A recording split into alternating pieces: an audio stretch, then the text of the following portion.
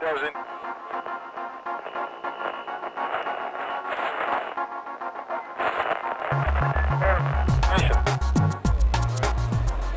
Hi, good afternoon everybody. My name is Dominic Qwek. Today I'm going to talk about my creature sculpting process and how I use ZBrush to achieve some of my designs. Before I get started, I'm going to give you guys a brief background about myself. I work for Blizzard Entertainment, been there 6 years, and I work in cinematics. These are some of my works. Some characters for Killzone 2. I worked for Guerrilla Games before Blizzard. That was about 6-7 years ago. I do a lot of hard surface modeling as well. If you guys might know Hearthstone, I helped out with some of the modeling, and we actually use ZBrush to create some of the props you see in this shot. Apart from characters, I also do a lot of environment work. These are some of the environments that I've worked on.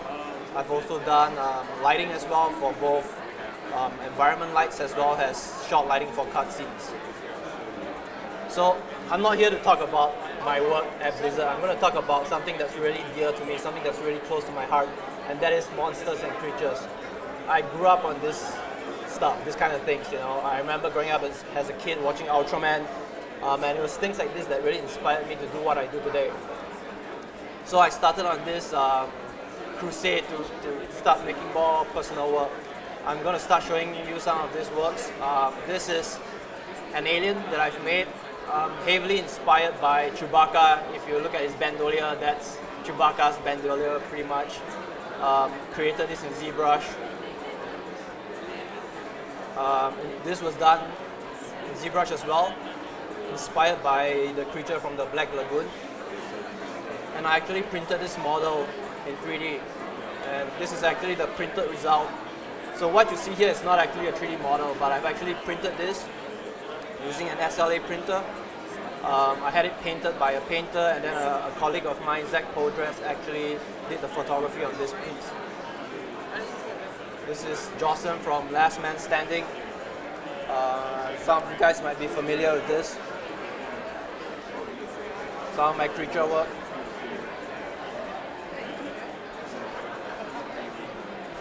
All of this was sculpted in ZBrush, and I'm going to show you guys in a bit how I go about doing that in ZBrush using Dynamesh. Another alien. Again, this was inspired by Star Wars. You guys notice it's got that dual lightsaber thing. And if you look at his head, it's interesting to see all that negative space. And I'm going to show you guys in a bit how I created designs like this using ZBrush, because with Dynamesh now, you are not restricted by the things like the older 3D packages would do. Like for instance, in the past, you would have to create a base mesh in Max or Maya, but with Dynamesh, you don't have to do that anymore.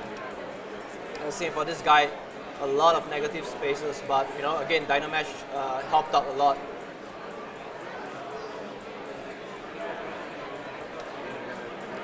These are a bunch of insects that I did. Again, I used Dynamesh for the antennas. I believe it was curved tubes.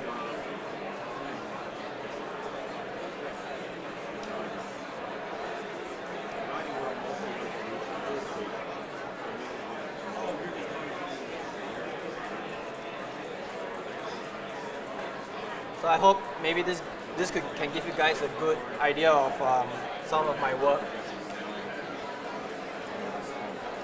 Again, all this was created in Dynamesh. In fact, even the tentacles, all I did was just using the snake hook brush and just dragging it out. And I really enjoy the kind of flexibility that Dynamesh gives you. You know, I'm a huge fan of Alien. That's Xenomorph, done in Dynamesh. Started out from a sphere. This is my Zen alien, space jockey. But today, we're going to talk about kaijus, and I did this right after watching Pacific Rim. I was so inspired, and I thought to myself, how cool would it be to create my own design, my own kaiju in ZBrush. And this is the perfect testament to the power of ZBrush, because with Dynamesh, you are no longer restricted to having to create a base mesh anymore. At the same time, ZBrush allows you to push that level of detail.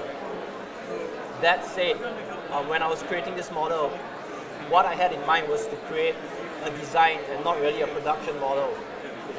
So I'm going to show you guys in a bit how I start out creating this model. We're going to focus on the sculpting aspect of things, using Dynamesh, how I create and block out forms in Dynamesh using stuff like various brushes, using clipping, blocking out, using the flatten brush, using insert mesh brushes to create forms, and then we're going to move on to sculpting the primary and secondary detail. And then lastly, I'm going to touch a bit on the micro detail, how I created the small little details you see over there. So let's get started. So this is ZBrush. This is my UI. I have the brushes that I use a lot on the side over here. I have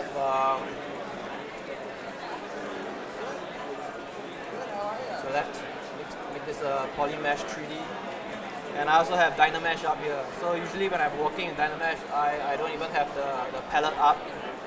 I like to keep my UI very clean. And that's the great thing about ZBrush, right? I don't think there are many packages that lets you have the level of customization in your UI like ZBrush. So I'm going to turn on Dynamesh. And when I start out, the thing I normally do is I start at an extremely low subdivision level. And the reason for doing that is I feel like I have a lot more control. I'm not really bothered by adding details and stuff like that. And it's funny because I've seen some guys work with a very high resolution level, and that's fine, you know. But for me, I like to work in a very iterative manner. So starting off low really helps me get my shapes right. I'm going to talk a bit about the brushes I use. That's just a clay tubes brush, and I have all my brushes hotkeyed. So instead of having to go over and click, I have this set to Control 1, Alt Control 1, Alt 1, Gravity brush, Damien Standard to 2, and having all this hotkey really lets me sculpt really quickly. So Gravity brush, that's just a standard brush. All I did was to add a bit of gravity to it. So when I'm doing stuff like wrinkles, I can use the Gravity brush to weight things down like that, right? And again, this is one of the most awesome things about ZBrush is the level of customization. You can create your own brushes. Honestly, there are so many brushes in ZBrush. I've actually, it's really hard to keep up to date. But you know what? There are a handful that are really, really useful, and I find myself just constantly using those brushes.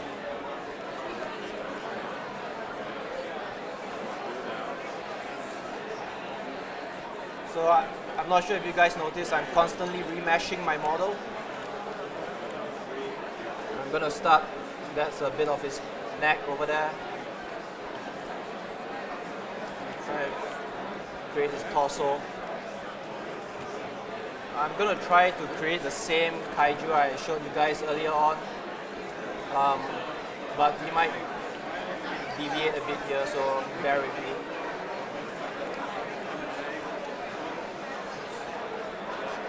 I use the move brush a lot.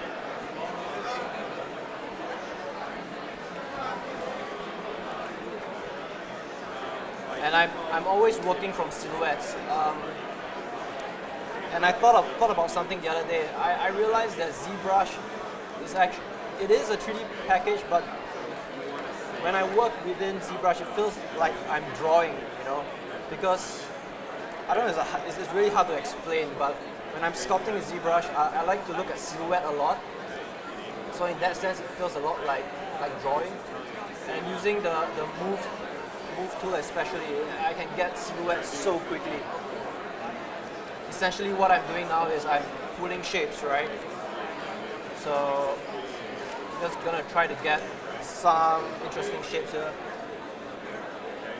And know, with a software like this, it's so easy to get cool shapes going really, really quick. I think I've spent less than 5 minutes and I almost have the basic shape for his torso.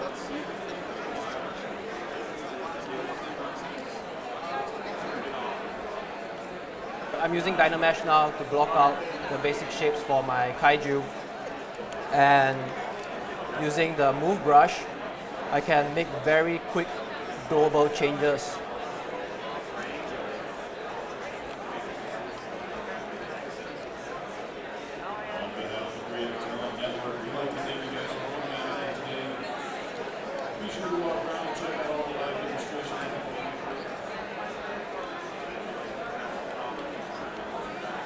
This brush over here, the clay buildup, that lets me add forms really quickly.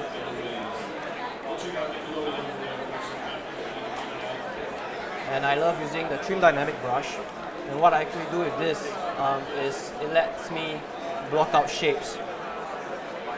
You know, and sometimes it's easier to define the shape of the skull using this tool.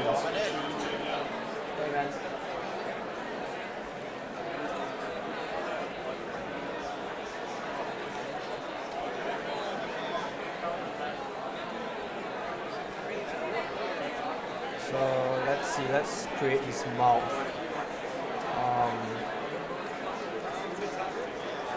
Maybe I can use the clip brush, clip curve. And with this tool, I can quickly create an outline. Draw, make sure it's set to orthographic.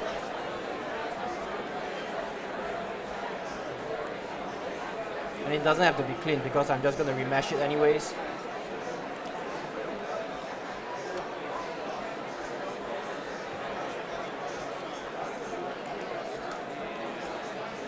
So I'm using the clay brush again a lot, and this just lets me nudge these guys into place.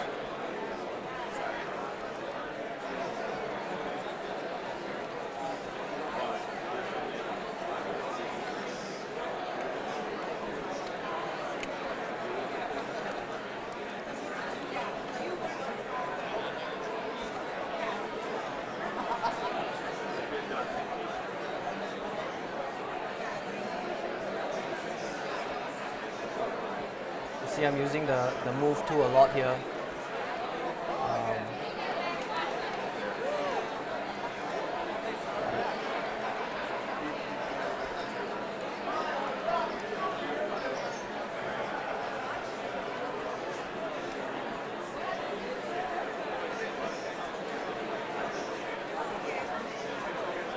So it's easy to get lost, especially at this stage. When the forms start, once they start to smooth out too much, I like to go back in and then start to redefine some of the anatomy. So perhaps he has this weird skull shape on his head. Using the flattened brush. And the flattened brush is a great way to distinguish between hard and soft surfaces. And he needs a horn. Add a horn.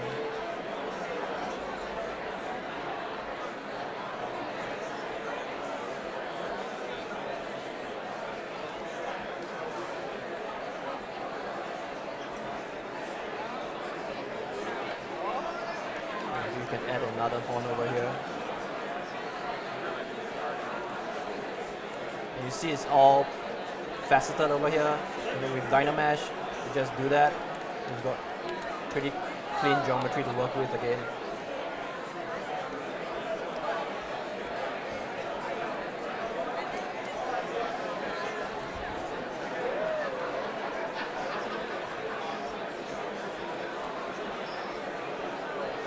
Another brush that I like to use a lot is the Form Soft.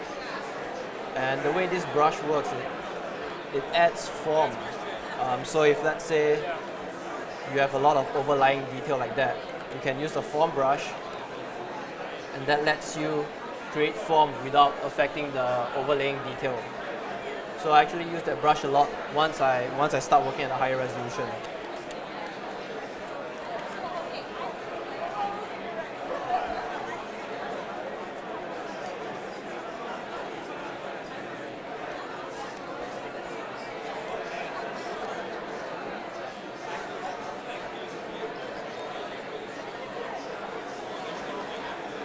So this looks nothing like what I had done before, but and I'm just really designing on the fly here, and ZBrush allows me to do that. You know, with Dynamesh, I can quickly add forms, I can quickly remove forms, and I'm not restricted anymore by having to create a base mesh. And I think, to me, honestly, that was the biggest thing that happened in terms of digital sculpting, is when Dynamesh actually got released. You see all these amazing modelers starting to create these models really quickly, and there's a reason for that, you know.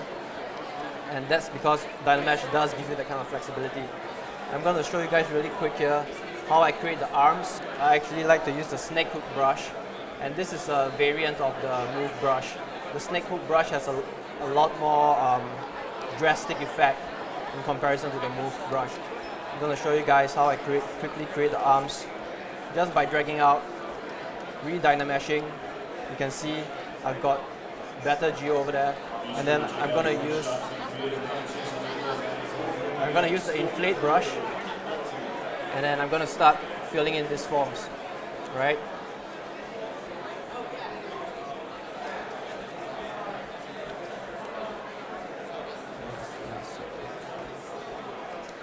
Then I can use the mask lasso,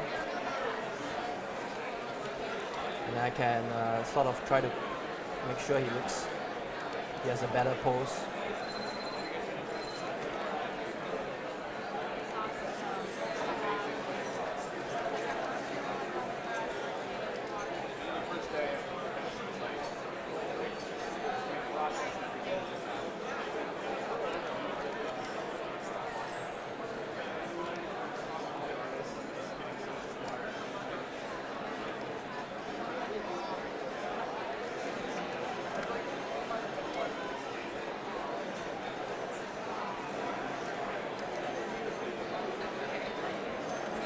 Try to define some of his pectorals over there, and maybe he has this huge bony structure at the front because he's a kaiju, and because he looks cooler with that, I guess.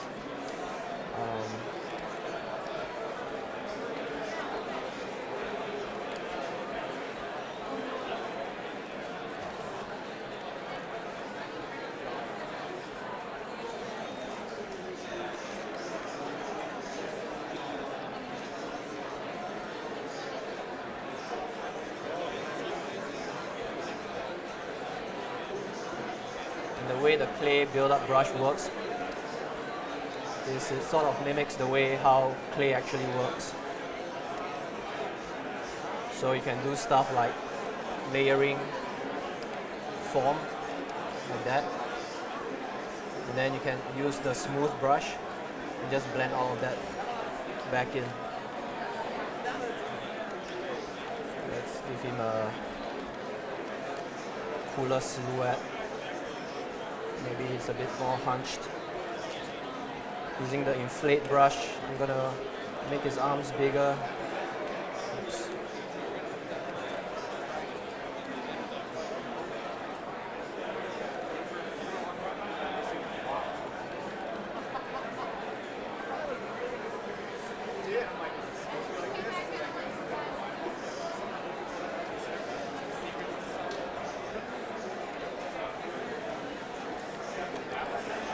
The great thing about Dynamesh is you can scale parts of your model. Just mask the areas that you want to freeze, use the transpose line, and you can easily scale parts of your model.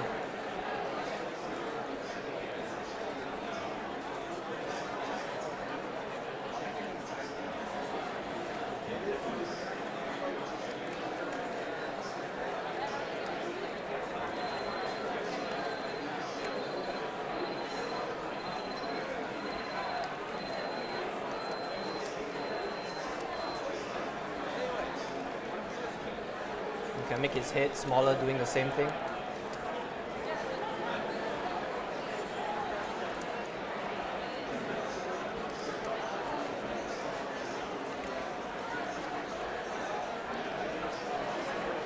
And then I also use the flatten brush to cut away shapes. the same way a rake tool does in traditional sculpting. So with this trim dynamic brush, I can start to shave away areas.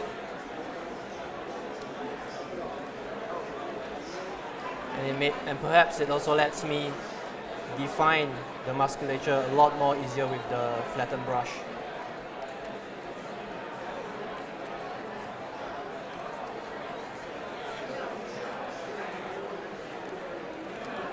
You can see I'm using really basic tools to achieve these. You know, there's nothing fancy. You can be fancy in ZBrush. You know, there are so many things you can do in ZBrush. But the great thing about it is the simplicity. You know, the basic tools that are available to you is more than enough to create your own designs and creatures.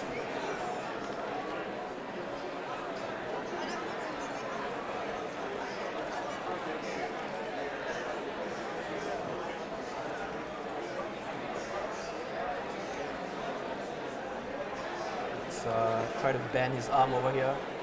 Using the transposed line, I'm going to make sure it's right at the center. And then I'm going to rotate it into place.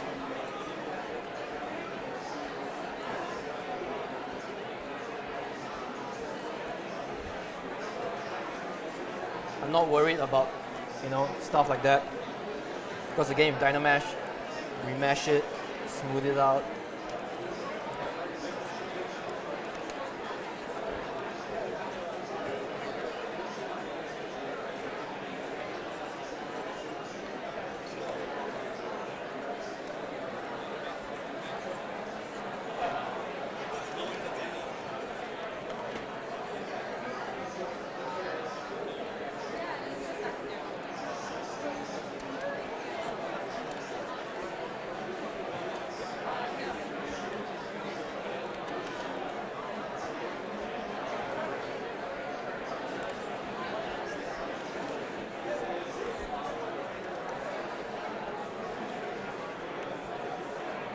So let's say I'm happy with this block out.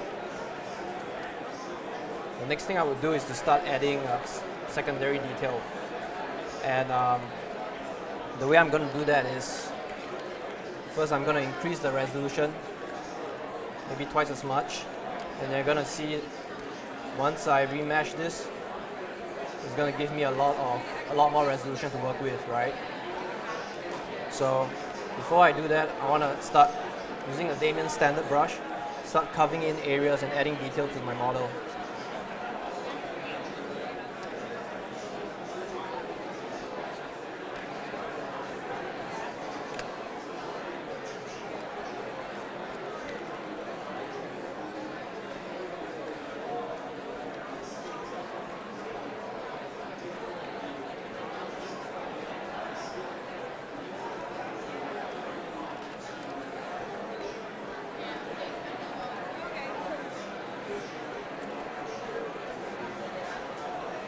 You can see I'm using the Damien standard brush a lot, and I think that's like the most often used brush for adding details.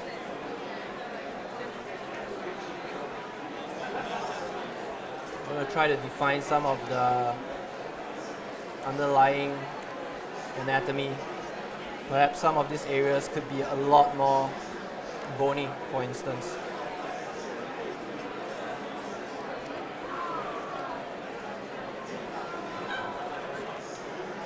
And even when I increase the resolution for Dynamesh, I can still do stuff like rotating. I can still, you know, use the snake hook brush to add forms, you know. Maybe he has like a really sharp jaw, for instance.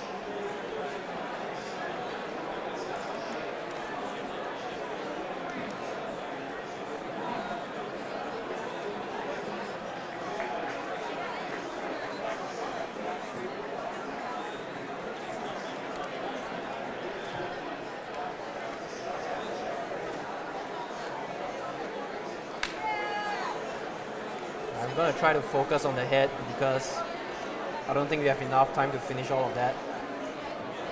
I'm just going to use the clip curve.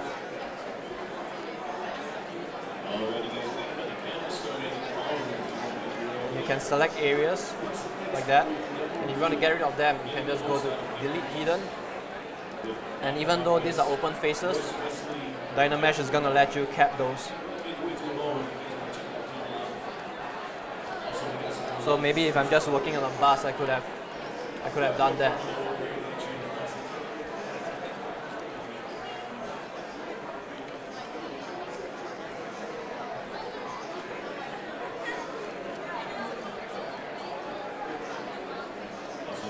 Another good brush you can use is the Move Topological. So you notice how I had a very big brush size, and if I use the Move brush, that tends to move everything within that brush size. With the Move Topological, you can select just this area and it will not affect anything else.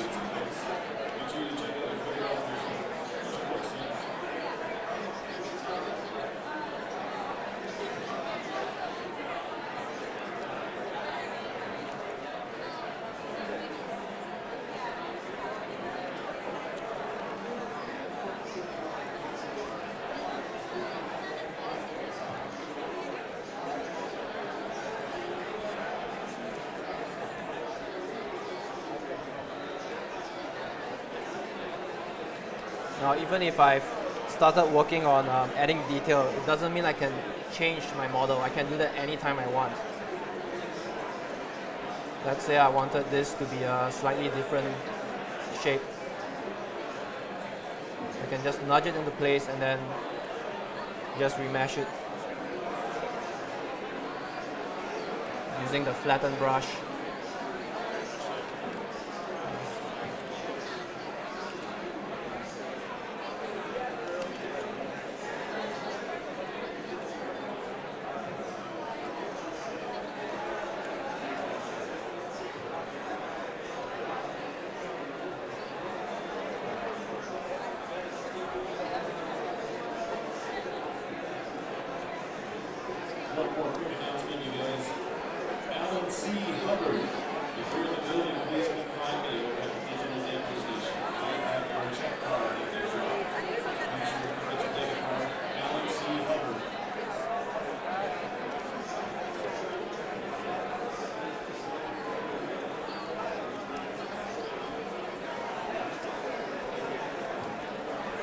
So another thing you can do with Dynamesh is you can clone areas of your model.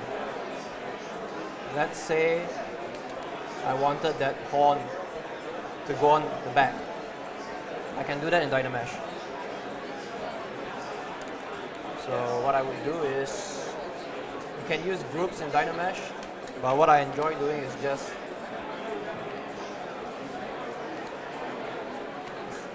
I can just duplicate my model. I can select the area that I want to clone. Right? I can delete hidden. I can move this to the back.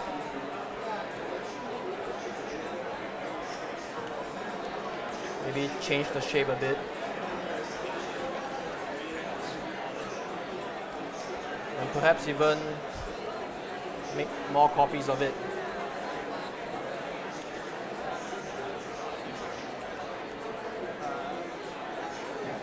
You can see how fast I'm doing this, I'm not even creating any new geo. And then once all of that is done, I'm going to merge my subtools.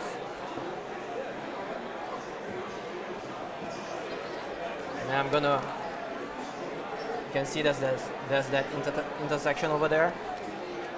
I'm going to Dynamesh it, and that is going to blend all my edges together. So you can do that at a higher resolution as well.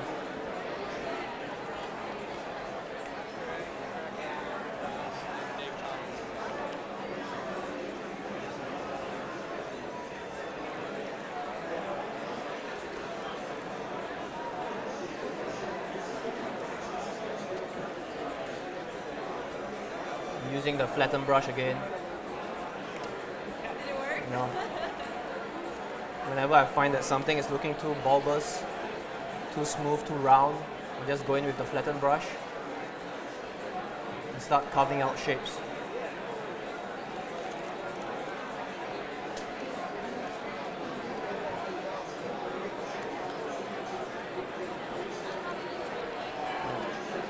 Another cool thing to do with ZBrush is using the clay build-up brush and the Damien standard. And I can use these two brushes in conjunction to create wrinkles really quickly. So I can use the clay brush, add forms, fill in the in-betweens with the clay brush, and just switching between these two brushes really quickly.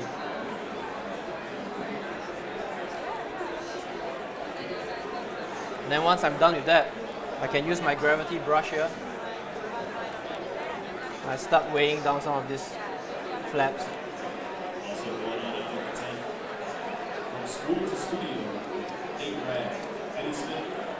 So the gravity brush is just your standard brush with a gravity setting, and you can do that in, I believe it's under stroke.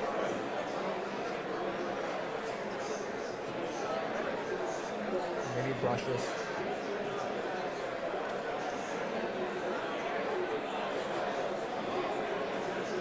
There. So under brush, depth, that's your gravity strength. If I switch to my gravity brush, you can see I have it set at 50, and this actually controls the direction of the gravity.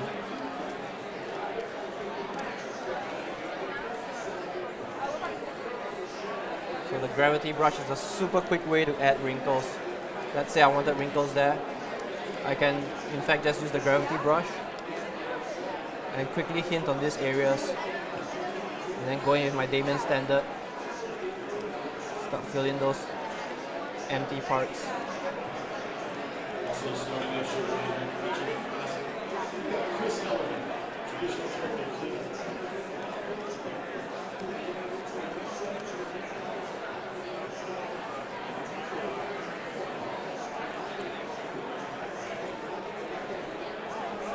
And throughout this entire process, I'm evaluating the model. You know, just because I'm done with the blockout stage doesn't mean I'm satisfied with the design. And because of Dynamesh, you can keep tweaking the shapes, you can add new things, even later in production.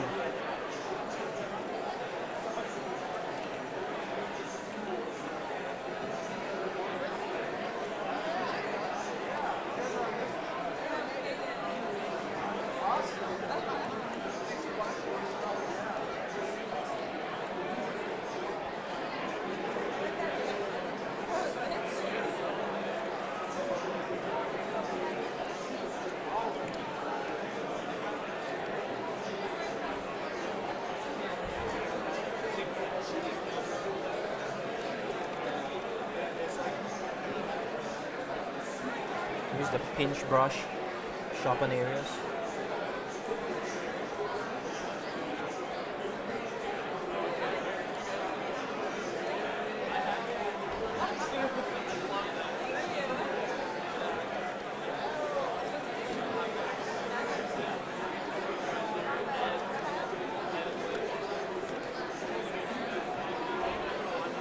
I'm going to start going into more detail here in a bit.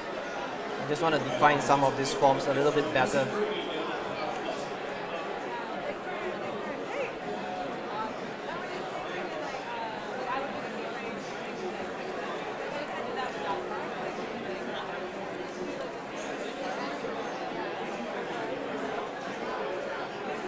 You can see that having hotkeys assigned is letting me access those brushes a lot faster. I have this open space here for any brushes that I want to test out, and so I usually don't have any hotkeys assigned to this.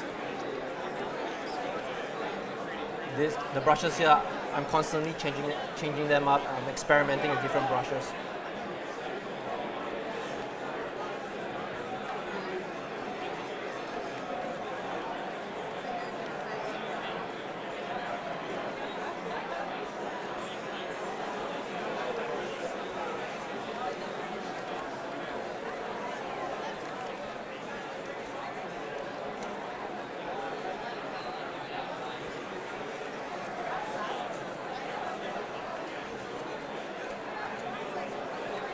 his eyeballs.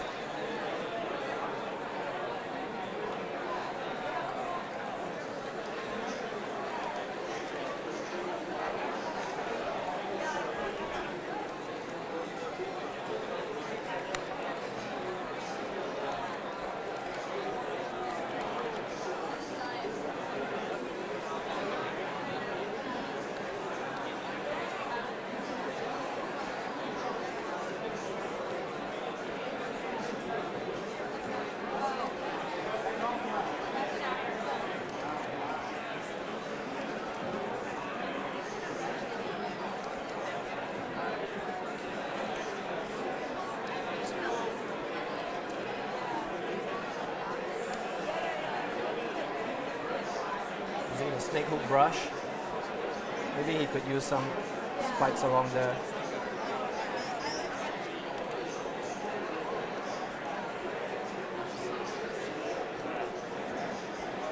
Dynamesh it.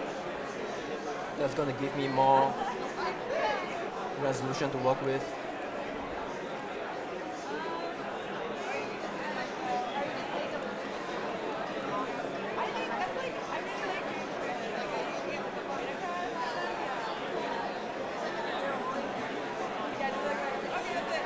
Let's say I want to get rid of that. You can use the clip curve.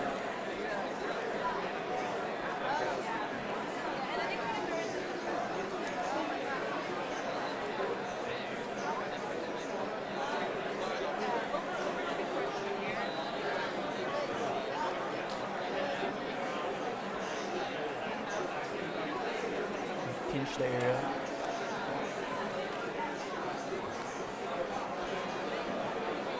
And when I'm designing my creatures, I actually spend the most time at this stage without the details. The details are actually the easiest part of the process. But designing the monster, designing the creature, that takes the longest time. And sometimes I sketch out my design in 2D first, but more often than not, I realize that once I start sculpting in 3D, there are some things that I can do to make the model better.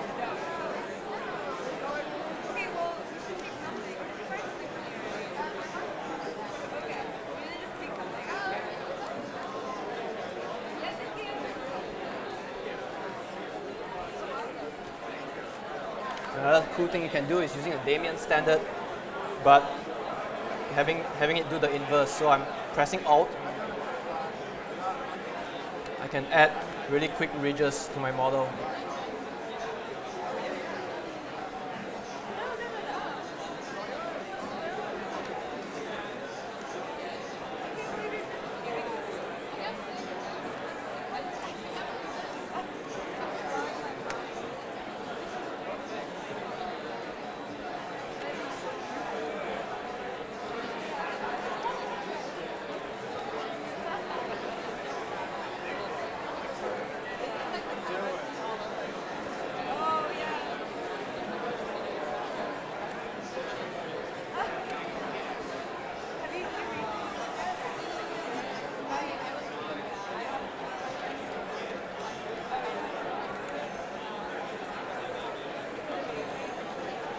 So once I'm done with my primary forms, I'm going to turn off Dynamesh, and then I'm going to subdivide this model by 1.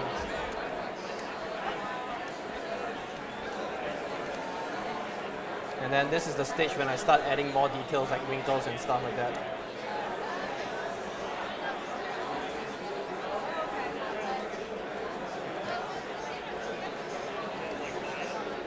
That's ZBrush. ZBrush? Oh. Yeah.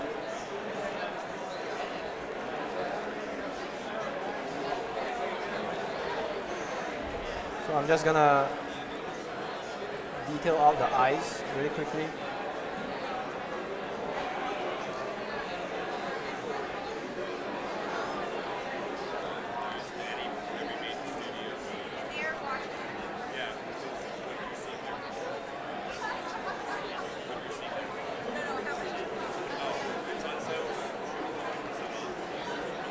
So I'm hollowing out the eye sockets.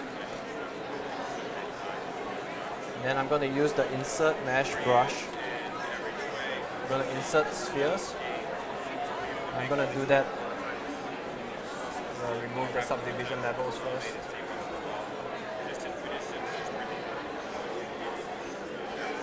You can delete lower. Then again, I'm going to use the insert sphere.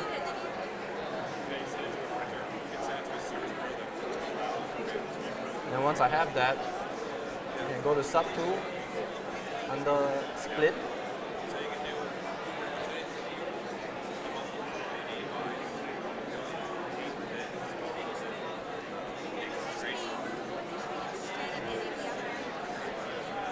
So make sure your model is unhidden.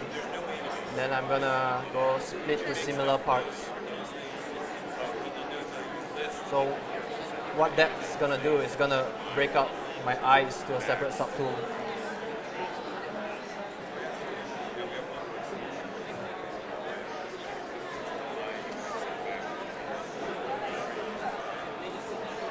I can do the same for the teeth. I'm gonna show you guys in a bit. Let me just beautify this thing a bit more. So I'm gonna just figure out where those teeth are gonna be. So that's my gum line over there. Maybe it's gonna have some teeth up there as well. Maybe one in there.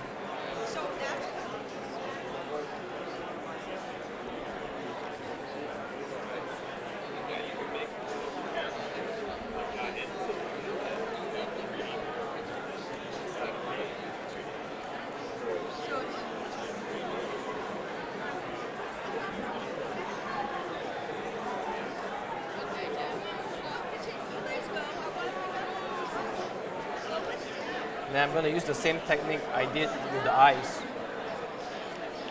I'm going to go to insert sphere.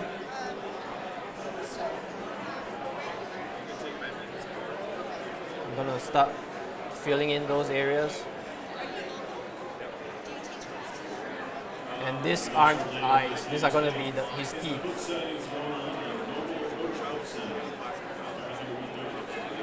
So once that's done, I'm going to unhide my model, split to similar parts.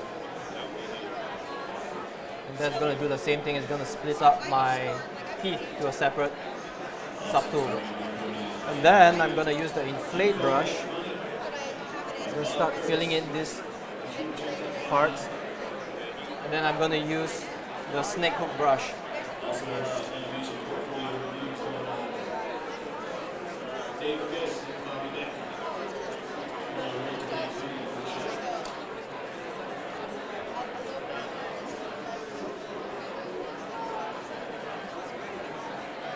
So that's how I create the teeth really quickly.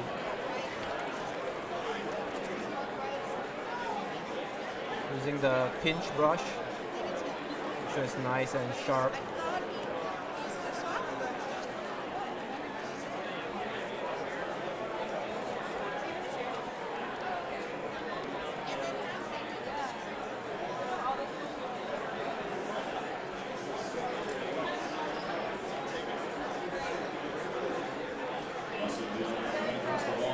So at this stage, you want to be able to define the hard areas and the soft areas. And the way I do that is to consciously keep in mind that certain areas have to be more bony. For instance, this ridge over here, that could be more bony. And what I do is I'm going to use the flattened brush. I'm going to start hammering out some of these places.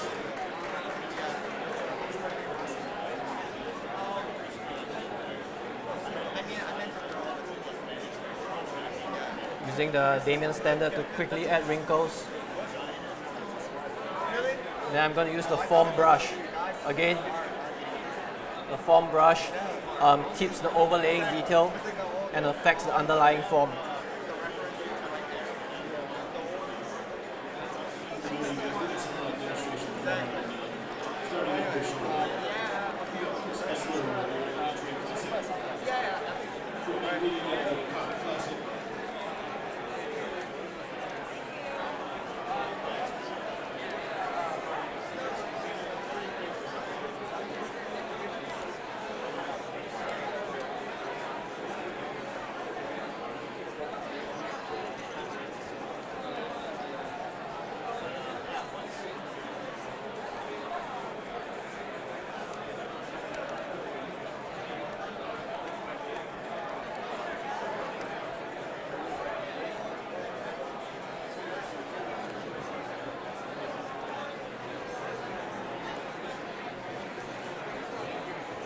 There's some spiky protrusions over here.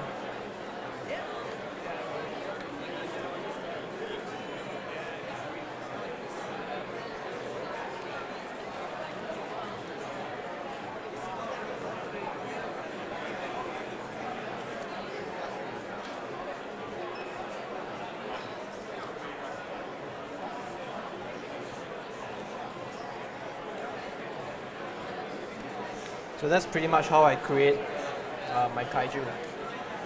And I can spend the next 3 days just sculpting here to finish this, but you know, that's gonna take forever.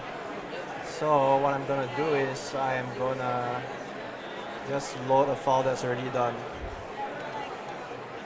So I did the same thing with this guy. You know, I created the teeth the same way, added the eyes the same way.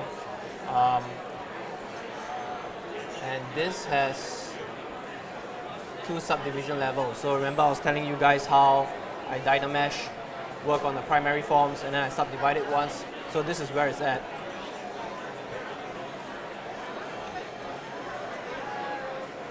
And then to create the hard bony structures like that, what I did was using the clay brush. And then what you can do is setting this to spray.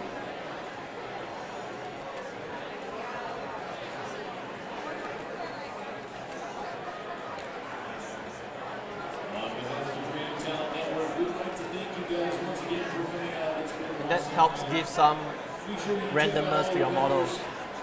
And then you can go back in using the flatten brush.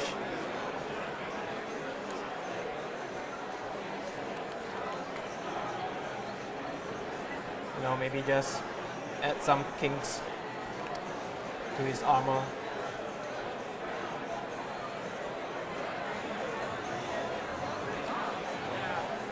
So at this stage, I would move on to micro detail or tertiary detail. And I'm going to do that by using alphas and layers. I'm going to create a new layer.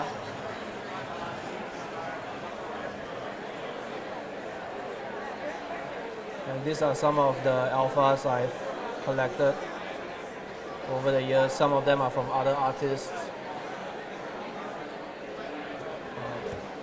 Let's select something that's going to give us some micro detail to our model.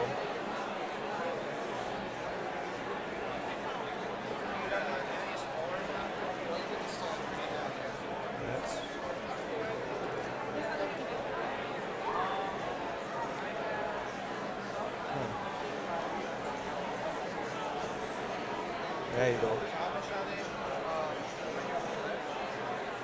I'm going to use that with the spray mode. That's going to help me cover a lot of his body with this alpha pattern. You want to make sure to be really subtle with this. You could go harsh. You can go harsh and then you can blend it back using your layers. But I like to go subtle. And that's how I quickly created some detail on my model.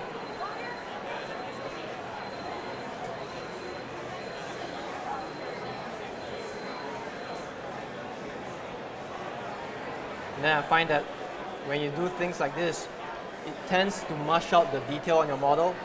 Like the wrinkles here, they tend to lose their sharpness.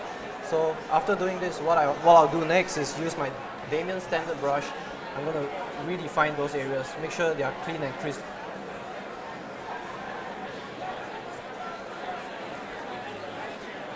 Another thing you can do is you can use the morph target brush. You can store a morph target, and then I'm going to layer on another set of detail, maybe like some wrinkles, for instance.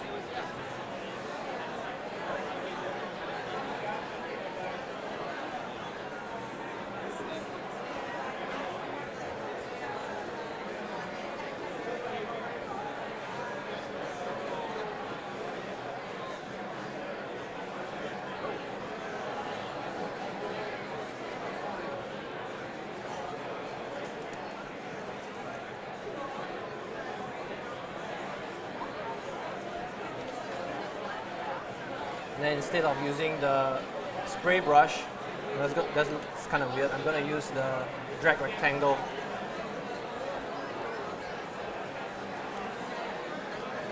So that can help me add another level of detail.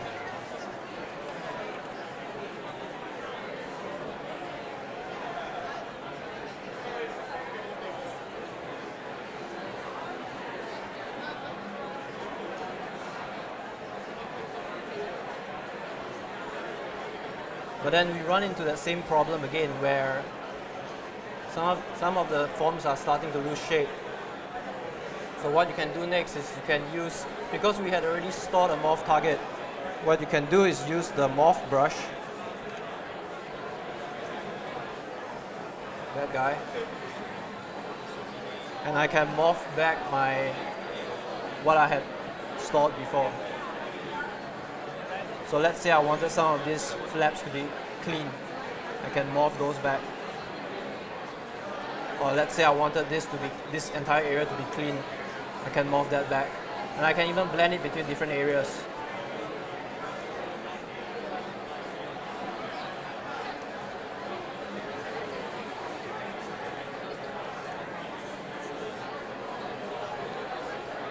So that's a really quick way to add detail to your model. Another thing you can do is you can add spots, small little spots on your model, and that's going to give it another level of realism. Now the trick is finding the right alpha.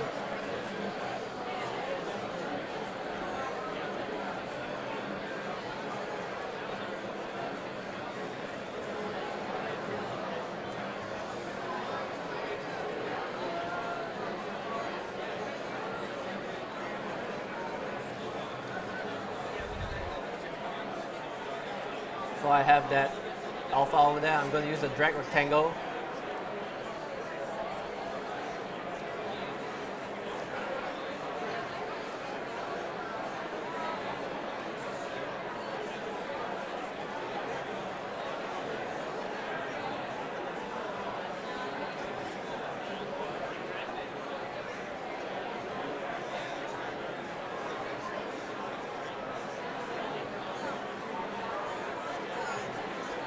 Create a new layer.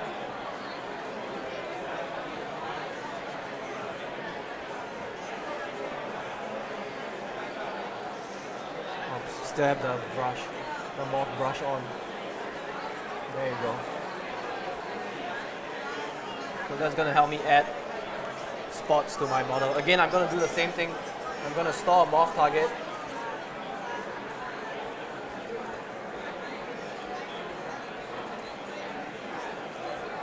And it might be too much, that doesn't matter, because I can go back in and blend all of that back.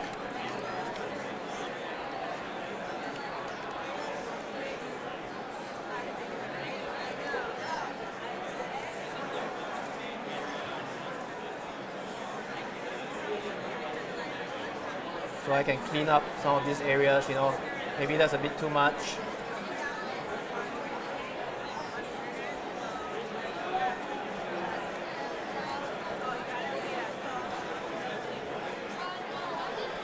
So that was pretty much how I created the micro detail on my model.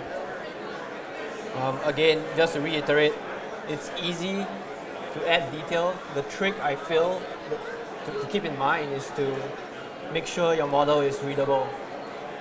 And you can use that technique with the morph targets by blending back your model.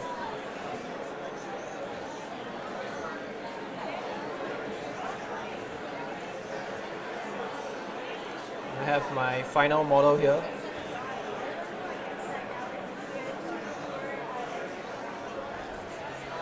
So I actually use ZBrush to remesh my model. And the cool thing about ZBrush is that the last version actually lets you assign density. So I used this polypaint density and I painted his face red. So ZBrush automatically gave his face more resolution to work with. So if you look at his face, you can see it has a lot more resolution compared to the rest of the body. And you can do the same for areas that bend. For instance, his elbows, you can add more geo there by painting that red and then using ZRemesher to add more geometry there so that your model can deform properly during animation. I also split the models into different poly groups, and then I use UV Master to unwrap it. Alright, we're looking at videos. Bob Kurtz, you can make your way over to Mindset A&B. So I'm just going to show you guys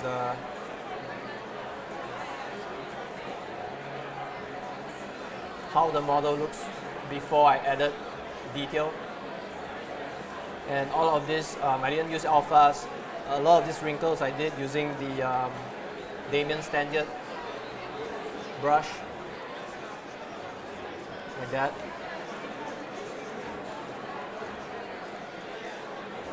And then again using the gravity brush, I can add more weight.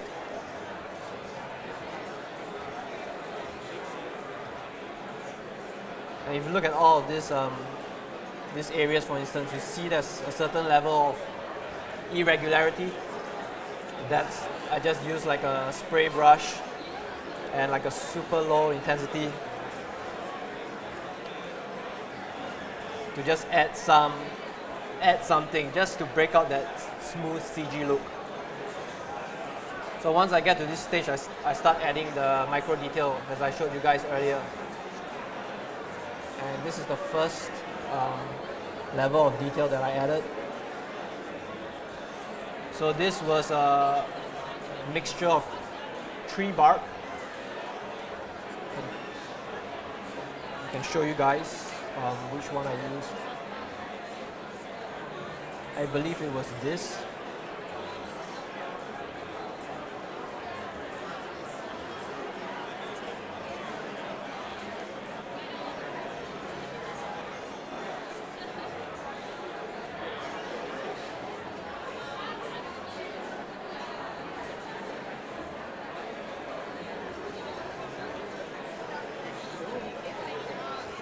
Doesn't want to select for some reason.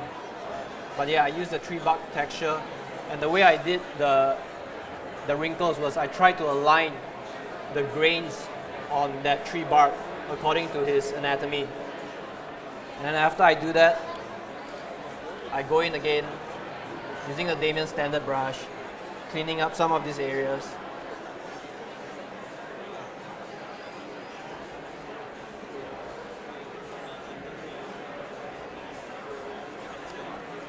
Adding some weight, again using the gravity brush.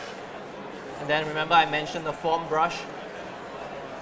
So this brush is, the great thing about this brush is I can affect the underlying form to a certain extent without affecting the overlaying detail. You can see that I'm affecting some of that volume, but that detail still stays there. So I could add like maybe like a reach line over there, maybe another.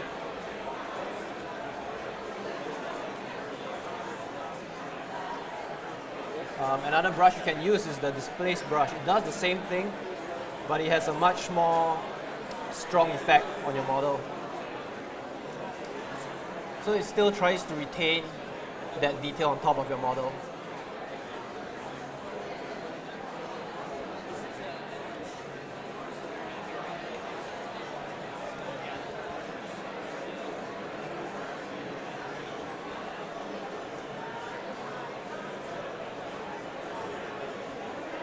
And then I added another level of detail, and I try to keep my my layers separate.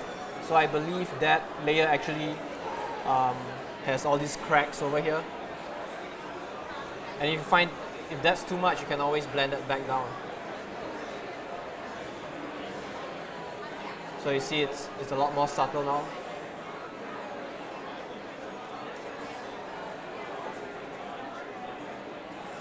Or if you feel it needs to be stronger, you want it to be much more harsh, you can always duplicate that layer. That's going to make it a lot more harsher.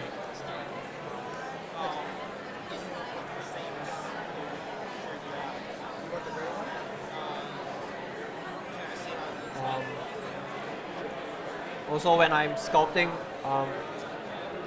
I use the matte cap material a lot because it looks like clay to me. But sometimes I switch to the basic material, and this lets me evaluate the model with lighting. So what you can do is you can use interactive light, and you do that by pressing Ctrl P, and that lets you check the lighting on your model, right? Maybe some shots is gonna be top lit, for instance. And then I can do a quick VPR render just to check how the model looks when it's backlit. And I think that's about it. You know, I just want to give quick thanks to Pixelogic for inviting me, as well as a lot of artists that have helped me along the way.